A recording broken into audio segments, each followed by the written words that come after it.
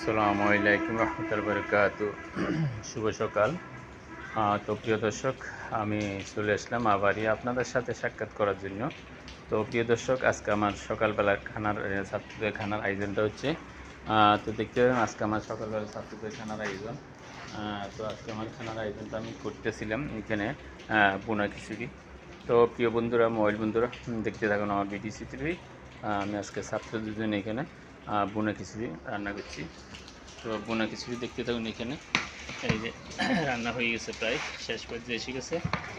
আর একটু গাছ হলে আমার ইনশাল্লাহ হয়ে যাবে, আমার বোনা খিচুড়ি হয়ে যাবে।